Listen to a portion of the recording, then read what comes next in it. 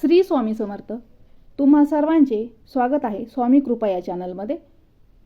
अधिक मास महात्म्य कथासाराच्या 7व्या अध्यायात आज आपण जाणून घेणार आहोत सुशीला आणि विमला यांची एक अतिशय अर्थपूर्ण कथा. या जगात जसे ईश्वर भक्त, श्रद्धाळू आणि सात्विक मनाचे लोक आहेत, तसेच काही लोक दुसऱ्यांची भक्ती, त्यांची श्रद्धा आणि सत्कर्म पाहून आनंदी न होता मत्सरही करतात. कोणाच्या चांगुलपणातून प्रेरणा घेण्याऐवजी त्यांच्या भक्तीचाच द्वेष करणारे लोकही समाजात असतात. अशाच एका मत्सरी स्त्रीची आणि तिच्या कर्माची ही कथा आहे. ही कथा आपल्याला सांगते की भक्तीमध्ये शक्ती असते, पण मत्सर माणसाला अधपतनाकडे घेऊन जातो. तर चला तर मग अधिक मास महात्म्याच्या या 7व्या अध्यायाला सुरुवात करूया. अधिक मास महात्म्य कथासार अध्याय 7वा. कथा सुशीला विमलाची. समोरच्या श्रोतू वर्गाच्या मनातील जिज्ञासा, आर्तता आणि अधिक मासाचे महत्त्व जाणून घ्यायला आतुर झालेल्यांचे समाधान करीत सूत सांगू लागले. ह्या जगात जसे भक्त आहेत तसे अभक्तही आहेत, आस्तिक आहेत तसेच नास्तिकही आहे. कोणा दुसऱ्याची भावभक्ती पाहून सुखावतं, तर कोणाला त्या सात्विकतेचा, श्रद्धेचा आणि भक्तीचा मत्सर वाटतो. अशाच एक मत्सरी सवतीची ही कथा. शाकली नावाच्या एका गृहस्थाला 2 पत्नी होत्या. थोरलीचे नाव होते सुशीला आणि धाकटीचे नाव होते विमला. सुशीलेला मूळ बाळ नव्हतं, त्यामुळे ती नावडती झाली होती. धाकटी विमला आवडती झाली होती. सुशीला नावाप्रमाणे सुशील आणि श्रद्धा होती. ती आपल्या पतीची मनोभावे सेवा करीत होती, घर नीट सांभाळत होती. एक दिवस नदीवरून स्नान करून आलेल्या सुशीलेने आपल्या पतीला विचारले, "आहो, आज मी पहाटे नदीवर स्नानाला गेले होते, तर तिथे अनेक स्त्री पुरुष स्नानाला आले होते.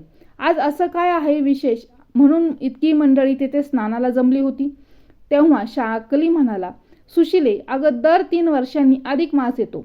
त्या महिन्यात स्नान, दान, व्रतवैकल्य, उपासना केली तर खूप पुण्य लाभतं. मनोरथ पूर्ण होतात, आयुष्याचं सार्थक होतं आणि भगवान पुरुषोत्तमाची कृपा होते. आहो, म्हणजे आजपासून तो अधिक मास चालू झाला की." "बरं, काय झालं बाई? नकळत का होईना आज मला जे स्नान घडलं. आता मी या महिन्यात असं स्नान रोज करण्याचं व्रत करून पुण्यपत्री घेणार." "पण काय हो, या महिन्यात आणखीही काही व्रत करतात का?" सुशीलेने विचारलं. मग शाकलीने आपल्या पत्नीला अधिक मासात करायची आणखीही व्रते सांगितली. त्याचबरोबर त्याने तिला नित्य दीपपूजेचे आणि दीपदानाचे महत्त्वाचे व्रत सांगितले. त्याचे नियम आणि पूजेचा सर्व विधी समजावून सांगितला. मग सुशीलेने मनोमन निश्चय केला की या अधिक महिन्यात आपण हे दीपव्रत करायचे. सुशीलेने देवापुढची जागा झाडून पुसून स्वच्छ केली.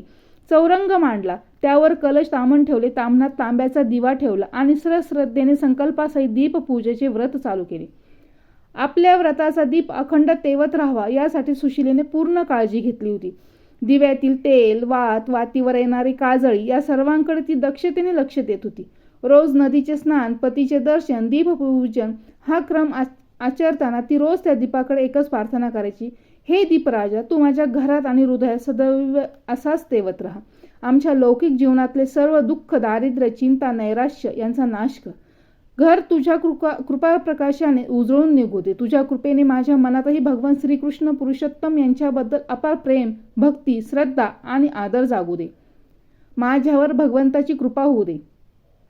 एक दिवसाने सुशीलेची उपासना वाढू लागली. तिच्यावर आता देवाची कृपा होईल, तिच्या मनातील इच्छा सर्व देव पूर्ण करेल, तिलाही मूलबाळ होईल आणि मग ती कदाचित तीही नावडतीची आवडती होईल. या विचारांनी विमला म्हणजे सुशीलाची सवत ही जळफळू लागली. काहीही करून सुशीलेच्या व्रत उपासनेत खोडा घालायचा, तिचे सरळ सुरळीत चाललेले व्रत मोडायचे असे तिने मनोमन पक्के ठरवले. नेहमीप्रमाणे सुशीलेने रात्रीचे नामस्मरण पूर्ण केले. दिवा अखंड तेवत राहावा म्हणून दिव्याची वात ठीकठाक केली. दिव्यात तेल घातले आणि ती झोपी गेली. सुशीलेच्या व्रताचा तो शांत तेवणारा दीप पाहून सवतीच्या मनातला मत्सर जागा झाला. ती उठली, चोर पावलांनी देवाजवळ गेली आणि तिने फुंकर मारून तो दिवा विझवून टाकला.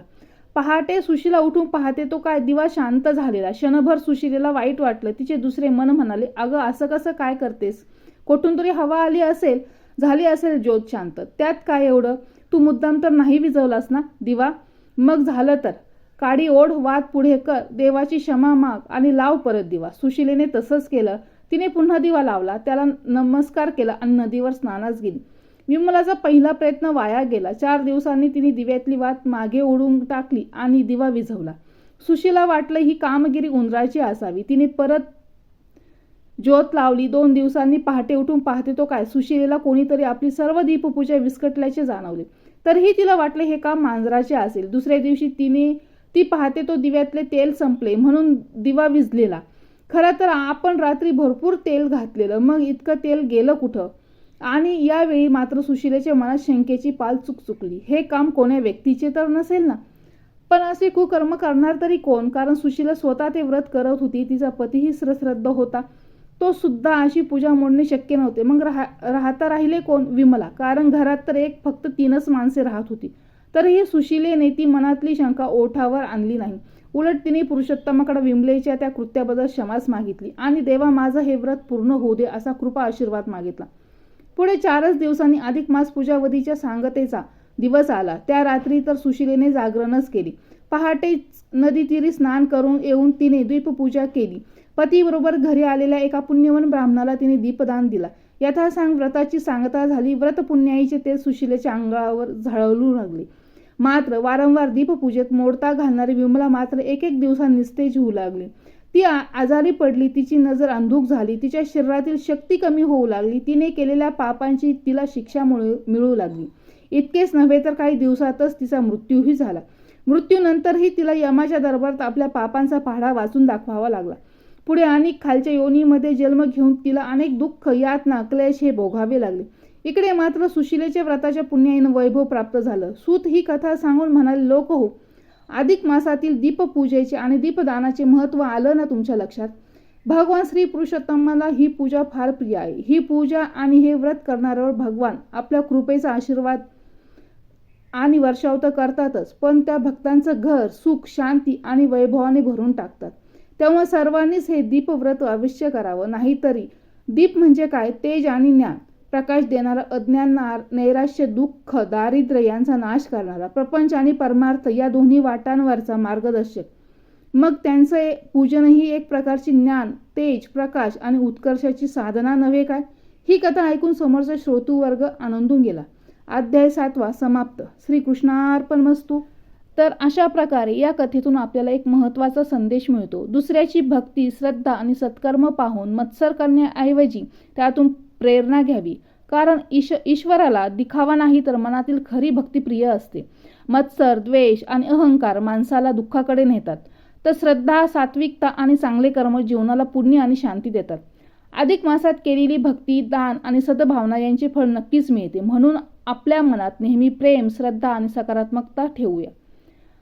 तर व्हिडिओ आवडला असेल तर लाईक करा आणि हा अध्याय याची माहिती शेअर करा आणि चॅनलला सबस्क्राईब करायला विसरू नका.